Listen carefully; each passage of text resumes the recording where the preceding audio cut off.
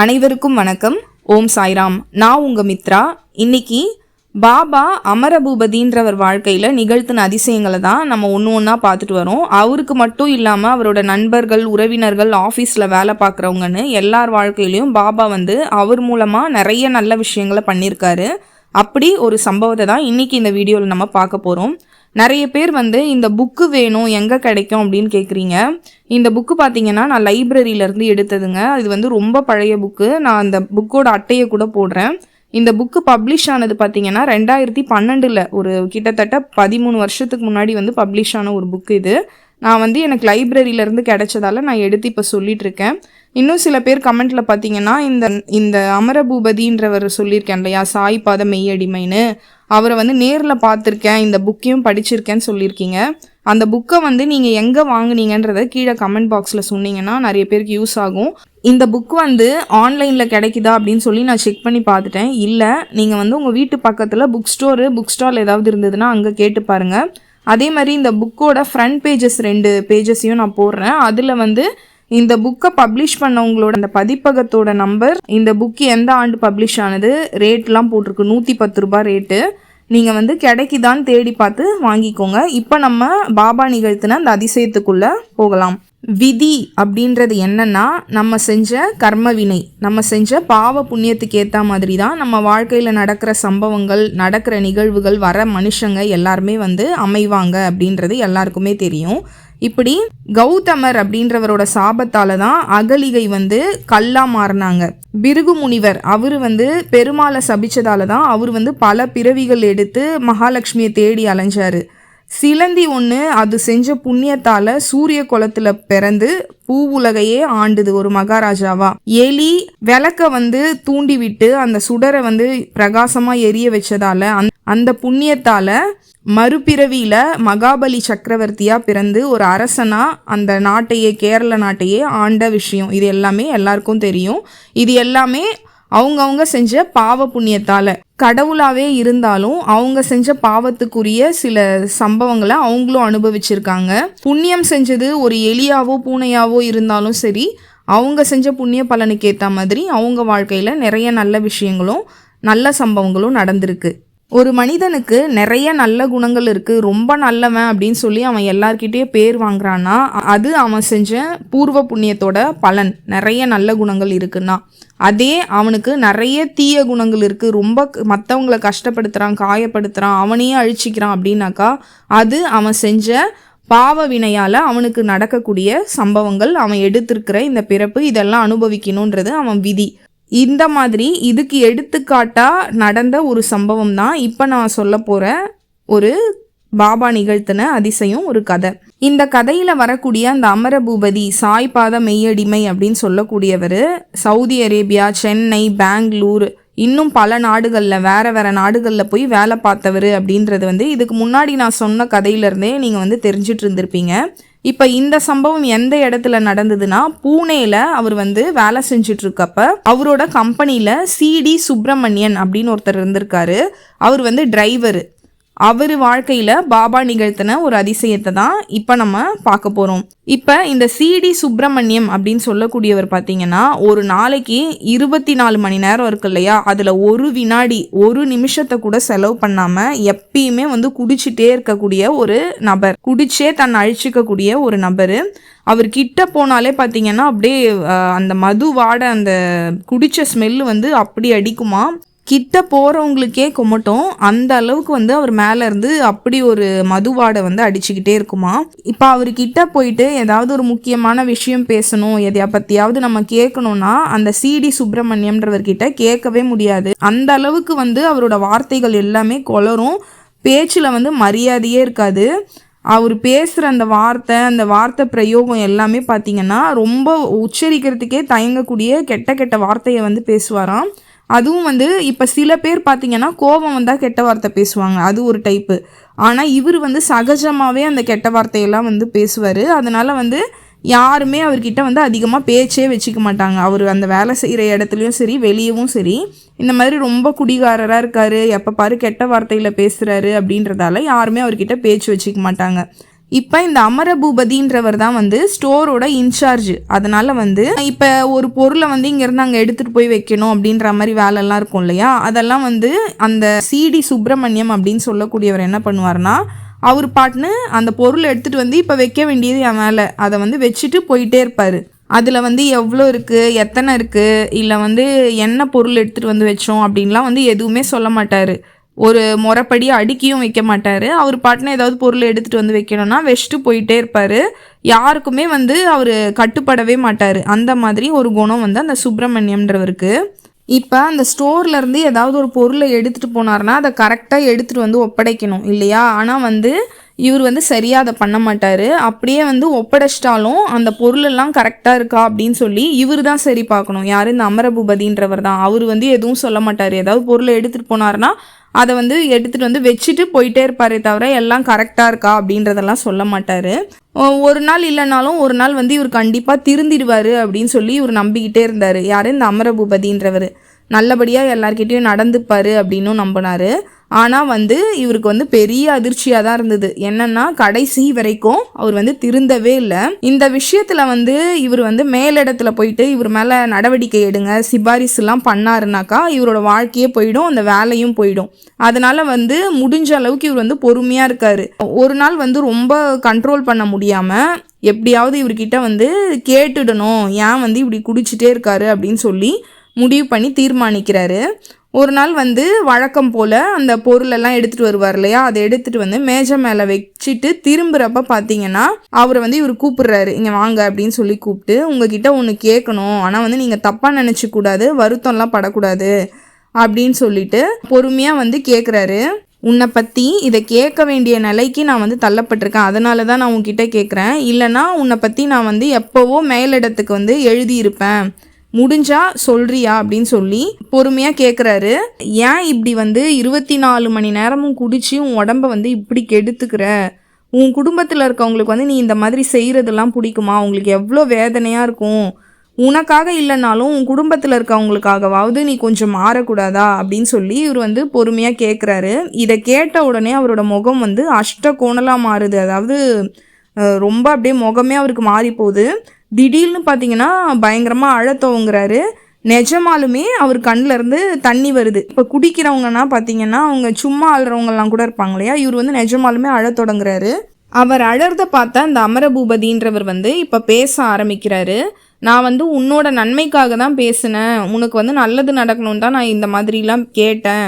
என்னோட வார்த்தைகள் வந்து உன்னை வேதனைப்படுத்தி இருந்தாலோ காயப்படுத்தி இருந்தாலோ தயவு செஞ்சு என்னை மன்னிச்சிடு, அதை அப்படியே மறந்துடு.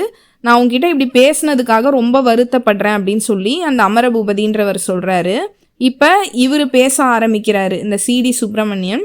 அவர் சொல்கிற சில விஷயங்கள் வந்து இவருக்கு ரொம்ப இன்னும் கஷ்டமாக இருக்குது. யாருக்கு? இந்த அமரபூபதின்றவருக்கு. என்ன சொல்கிறாருன்னு பார்த்தீங்கன்னா, நானும் வேணும்னே குடிக்கலைங்க, நீங்கள் சொன்னீங்களே அந்த குடும்பம் உறவு அப்படின்லாம், அவங்க நிலைமையை நினச்சி தான் வந்து நான் இந்த மாதிரி குடிச்சு இந்த கதிக்கு ஆளாயிட்டேன். நான் வந்து என் பொண்ணு மேலே ரொம்ப அன்பு வச்சுருக்கேன், என்னோட பொண்ணுன்னா எனக்கு ரொம்ப பிடிக்கும். அவளுக்கு பார்த்தீங்கன்னா இதயத்தில் ஒரு ஓட்டை இருக்குது, அதை சரி பண்ணி மருத்துவ சிகிச்சை கொடுக்கணும்னா குறைஞ்சது வந்து 1 லட்சமாவது வேணும். என்னோட மனைவி பார்த்தீங்கன்னா உடம்பு சரியில்லாமல் எப்பயுமே படுக்கையில் இருக்கிறவ. இப்போ என் பொண்ணுக்கு வந்து கல்யாண வயசு வந்துருச்சு. இந்த சூழ்நிலையில் கூட என்னால் வந்து அவளோட அறுவை சிகிச்சைக்கோ இல்லை வந்து கல்யாண செலவுக்கோ என்னால் எதுவுமே பண்ண முடியல. இதெல்லாம் மனசில் வச்சு தான் நான் வந்து ரொம்ப எப்பயுமே குடிச்சிட்ருக்கேன். நான் டெய்லி அவங்களையே நினச்சி ஒரு நொடியும் செத்துட்ருக்கேன். ஆனால் நீங்கள் இன்னைக்கு அவங்களையே உதாரணமாக சொல்லி என்னை அழ வச்சிட்டீங்க. நான் பாசம் வச்சுருக்க எல்லாருமே வந்து இந்த மாதிரி நோயால் பாதிக்கப்பட்டு கஷ்டப்பட்டுட்டு இருக்கும்போது என்னால் எப்படிங்க மற்றவங்கள மாதிரி இயல்பாக இருக்க முடியும்? அதனால தான் என்னோட கவலையெல்லாம் மறக்கிறதுக்காக நான் குடிச்சிட்ருக்கேன் அப்படின்னு சொல்லி இவர் சொல்கிறாரு. அதை கேட்ட இவருக்கு, இந்த அமரபூபதின்றவருக்கு வந்து ரொம்ப மனசு கஷ்டமாகுது. அவர்கிட்ட வந்து அதிகமாக பேசலை. சில பேர் கஷ்டத்தெல்லாம் கேட்டோன்னா நம்ம மறுபடியும் அதையே நினச்சிட்டு இருப்போம். அந்த மாதிரி இவருக்கு வந்து மனசில் வந்து அவர் சொன்ன அந்த விஷயங்கள்லாம் ஓடிக்கிட்டே இருக்குது. அவரை எப்படியாவது நல்வழிப்படுத்தணும் அப்படின்னு சொல்லி நினைக்கிறாரு. இந்த விஷயத்த நம்ம பாபா கிட்ட எடுத்துகிட்டு போகணும் அப்படின்ட்டு முடிவு பண்ணுறாரு.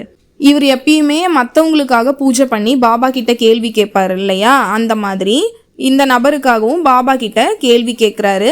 பாபா கிட்ட இருந்து பதில் வருது.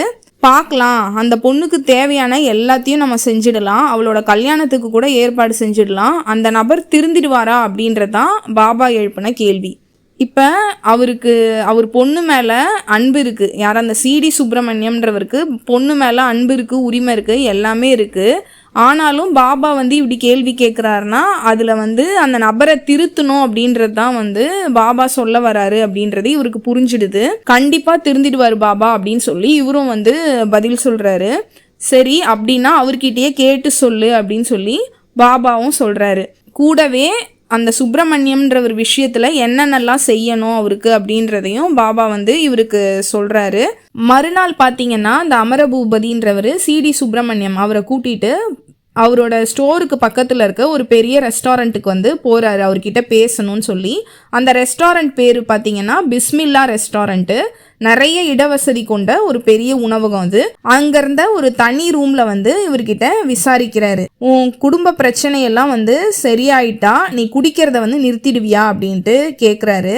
என் வாழ்க்கையே பிரச்சனையா தான் இருக்கு, இதுல எந்த பிரச்சனையை நீங்க சொல்றீங்க அப்படின்னு சொல்லி அவர் கேள்வி கேட்குறாரு. நான் உன்னோட மகளோட கல்யாண பிரச்சனையை பத்தி பேசுறேன், அவளுக்கு கல்யாணம் நடந்துருச்சுன்னா நீ திருந்திடுவியா அப்படின்னு சொல்லி கேட்குறாரு. நடந்தாதானே அப்படின்ட்டு ஒரு பதில் வருது வெடுக்குன்னு. அதெல்லாம் நடக்கவே நடக்காது அப்படின்ற மாதிரியான தோணியில் அவர் குரல் இருக்கு. இங்கே பாரு, நான் பகவான் ஷீரடி சாய்பாபா கிட்ட உன்னை பற்றி சொன்னேன். பாபாவே உன்னோட மகளோட கல்யாணத்துக்கு ஏற்பாடு செஞ்சு தரேன் அப்படின்றத சொல்லிட்டாரு. நீ அந்த வகையில் ரொம்ப பெரிய பாக்கியசாலி. பாபா சொன்னபடி உன் மகளுக்கு கல்யாணம் நல்லபடியாக நடந்துருச்சுன்னா நீ திருந்திடுவியா? நீ நல்லபடியாக திருந்தி வாழணும் அப்படின்றது தான் அவரோட விருப்பம். எனக்கு வாக்கு கொடுக்க முடியுமா அப்படின்னு சொல்லி அவர் கேட்குறாரு. அவரோட கண்கள் ஒரு செகண்ட் கலங்கிடுது. என்னது, பாபாவே என் பொண்ணு கல்யாணத்தை பண்ணி வைக்கிறேன்னு சொல்கிறாரா? பாபாவே பண்ணி வைக்கிறேன்றாருன்னா நான் எவ்வளோ பெரிய பாக்கியசாலி அப்படின்னு சொல்லி அவர் கண்கள்லாம் கலங்குது. பாபாவே சொல்லிட்டாருன்னா அதுக்கு ஏதாவது மாற்று கருத்து நான் சொல்ல முடியுமா? நிச்சயமாக என் பொண்ணுக்கு நல்லபடியாக கல்யாணம் ஆயிடுச்சுன்னா நான் திருந்திடுறேன் அப்படின்னு சொல்லி அவர் கையில் அடித்து சத்தியம் பண்ணி கொடுக்குறாரு. ஆனால் என் பொண்ணுக்கு தான் கல்யாணம் நடக்கணுமே அப்படின்ற மாதிரி தோணியும் மறுபடியும் அவர்கிட்ட இருந்து வருது. நீ இன்னமும் சந்தேகத்திலேயே இருக்க. இதோ பாரு, உன்னோட மகளுக்கு ஒரு முறை பையன் மலேசியாவில் வேலை பார்த்துட்டு இருக்கிறதா பாபா சொன்னார். அவனோட பேர் பூமிநாதன். சரவாகு அப்படின்ற இடத்துல வேலை பார்த்துட்டு இருக்கான். முதல்ல அவன்கிட்ட நான் பேச போகிறேன், அப்புறம் நீயும் அவன்கிட்ட பேசணும், சரிதானே அப்படின்னு சொல்லி கேட்குறாரு. இவர் அந்த முறை மாப்பிள்ளையோட பேரையும் அவர் வேலை பார்க்குற இடத்தையும் சொன்னதும் அவருக்கு பெரிய ஆச்சரியத்தில் அப்படியே மூழ்கி போகிறாரு. ஏன்னா எல்லாமே அவருக்கு பாபா சொன்னது. அந்த சுப்பிரமணியம்ன்றவரால் நடக்கிற எதையுமே நம்பவே முடியல. அந்த அளவுக்கு அப்படியே வியப்பாக பார்த்துட்டு இருக்காரு. அந்த ரெஸ்டாரண்ட்ல இருந்த ஃபோனில் மலேசியாவுக்கு கால் பண்ணுறாரு. ரிசீவரில் எதிர்குரல் பேசுறது கேட்குது. இப்போ பேச ஆரம்பிக்கிறாங்க. நான் பூனேலேருந்து பேசுகிறேன். உங்களோட தாய்மாமன் சுப்பிரமணியன் இங்கே பூனேயில் வேலை பார்க்குறாரு. நாங்கள் 2 பேருமே ஒரே ஆஃபீஸில் ஒரே ஸ்டோரில் தான் வேலை பார்க்குறோம் அப்படின்னு சொல்லி ஒரு விஷயம் உங்ககிட்ட கேட்கணுன்னு ஆசை. நீ அவருக்கு முறை பையன் தானே அப்படின்னு சொல்லி கேட்குறாரு. ஆமாம், நீங்கள் யார் பேசுகிறீங்க? என் மாமா சுப்பிரமணியத்தோட வேலை பார்க்குறவரா அப்படின்னு சொல்லி பேச ஆரம்பிக்கிறாங்க. ஆமாம், சுப்பிரமணியம் என்னோட தாய் மாமா தான். அவரோட பொண்ணு எனக்கு முறை பொண்ணு தான். அது சரி, நான் இங்கே வேலை பார்க்குறது உங்களுக்கு எப்படி தெரியும்? என்னோட நம்பர் யார் தந்தாங்க? இந்த நம்பரை நான் யாருக்குமே தரலையே அப்படின்ட்டு அவரோட பேச்சில் ஒரு ஆச்சரியம் தெரியுது. சொல்கிறேன், ஆனால் நான் சொல்கிறதெல்லாம் நீ நம்பிக்கையோடு கேட்கணும். நான் நேரடியாக விஷயத்துக்கு வரேன். உன்னை பற்றி, உன் இடம், உன் மனசில் இருக்கிற எண்ணம், இப்படி எல்லாத்தையும் எனக்கு சொன்னவர் கலியுக பகவான் ஷீரடி சாய்பாபா தான் அப்படின்னு சொல்கிறாரு. நீ உன் மாமா பொண்ணு மேலே ஆசை வச்சுருக்கன்றதையும் அவர் தான் எனக்கு சொன்னார். நீ அந்த பொண்ணை கல்யாணம் பண்ணிக்கணும்னு ஆசைப்படுறது உண்மைதானா அப்படின்ட்டு இவர் கேட்குறாரு. அதை கேட்ட உடனே சில கணங்கள் அந்த நபர், அந்த ஆப்போசிட்டில் ரிசீவரில் இருக்கார் இல்லையா, அவரோட பூமிநாதன்றவர், அவர் ஒரு சில செகண்ட் அப்படியே அந்த பையன் மெய் மறந்து போய் நிற்கிறாரு. சில கணங்களுக்கு பிறகு அந்த பையன் பேசுகிறாரு. ஆமாம், எனக்கு அவளை கல்யாணம் பண்ணிக்கணும்னு ஆசை தான். ஆனால் ரொம்ப நாளாக எங்கள் உறவு விட்டு போயிருக்கு. அதனால என்ன, பாபாவே சொல்லிட்டாரு உனக்கு அவள் பேரில் ஆசை இருக்குன்னு. உன்னோட மாமா மகளை கட்டிக்க உனக்கு சம்மதமா அப்படின்னு சொல்லி கேட்குறாரு. சம்மதம் அப்படின்னு சொல்லி அந்த பையனும் உறுதியான குரலில் சொல்கிறாரு. இப்போ உன் மாமா சுப்பிரமணியம் என் பக்கத்தில் தான் இருக்காரு, அவர்கிட்ட பேசுறியா அப்படின்னு சொல்லி ஃபோனை வந்து சுப்பிரமணியத்துக்கிட்ட கொடுக்குறாரு. இவர் பேசுகிற எல்லாத்தையுமே வந்து அந்த சுப்பிரமணியம் வந்து பிரமிப்பு மாறாமல் பார்த்துட்டு இருந்துட்டு அதே மிரட்சியோட அந்த மருமகன்கிட்டையும் பேச துவங்குறாரு. படபடன்னு பேச ஆரம்பிக்கிறாரு. விட்டு போன உறவு, அதுக்கப்புறம் எல்லாரையும் விசாரிக்கிறாரு.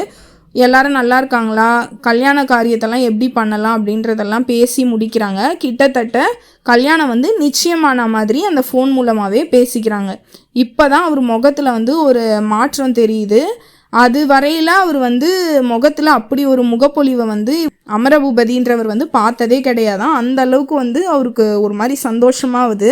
மறுநாள்லேருந்தே பார்த்தீங்கன்னா அவர் ஆச்சரியப்படுற விதமாக அவர் வந்து ரொம்ப அமைதியாக இப்போ இருந்தார். குடிக்கிறது கிடையாது, எல்லா விஷயத்துலையுமே நிதானமாக செயல்பட ஆரம்பித்தார். பாபாவோட பக்தராகவும் அவர் வந்து மாறி போயிட்டார். தினமும் இந்த அமரபூபதின்றவர்கிட்ட வந்து பாபாவோட அந்த உதி பிரசாதம் இருக்கு இல்லையா, அதை கேட்டுட்டும் வாங்கிட்டு போகிறாரு. அவர்கிட்ட அவ்வளோ மாறுதலும் சேஞ்சும் பாபா பண்ண இந்த அதிசயத்தால் நடந்திருந்தது. அவர் குடியையும் நிறுத்திட்டாரு. அடுத்த மாதமே அவரோட பொண்ணு கல்யாணத்தை வந்து சொந்த ஊரில் வச்சு நடத்துகிறாங்க. ரொம்ப எல்லாருமே போயிட்டு வராங்க அந்த கல்யாணத்துக்கு.